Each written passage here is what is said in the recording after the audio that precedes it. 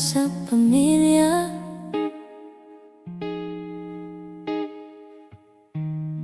Iniwan ng sariling bayan para sa kinabukasan.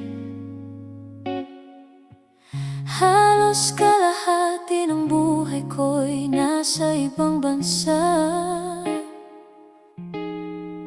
habang ang puso ko'y laging nasa inyong dalawa.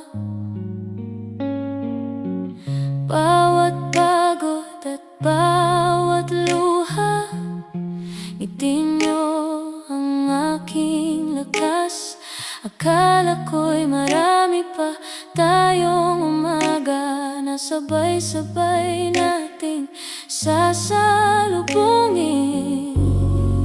Ngunit isang tawag ang nagbabago sa lahat. Parang gumuho ang mundong pinanghahawakan. Habang ako'y malayo, wala akong nagawa, kayo'y kinuha ng may kapal ng hindi ko nayakap. Akala ko, nanay, ikaw ang kasama ko pagtanda, dahil alam mong hindi ako magkakaanak pa. Akala ko ikaw ang tatawag sa'kin ng anak kapag tahimik na ang lahat at ako'y napapagod. Ngayon ako'y nakatingala sa langit, hinahanap ang yakap mong kainit. Ang sakit mawala ng magulang, lalo na kung malayo ka nang mangyari ang lahat.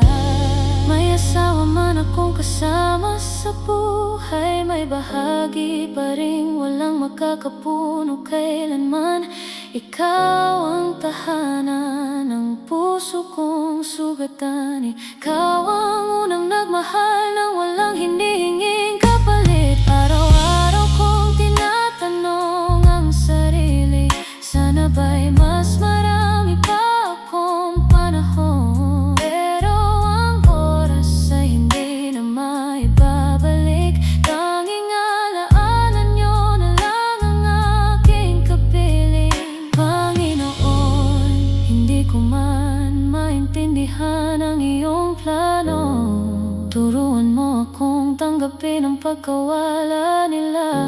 Alam kong nasa piling mo na sila ngayon, ngunit ang puso ko'y patuloy pa ring umiyak. Kung maaari lang sana, kahit isang sandali, mayakap ko silang muli. Masabi ko lang ang salitang maraming salamat, mahal na mahal ko kayo. Akala ko, nanay, ikaw ang kasama ko pagtanda. Ikaw ang mag-aalaga kapag ako na may nanghina.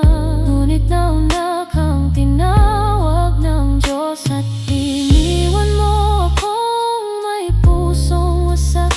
Kahit wala na kayo sa aking tabi,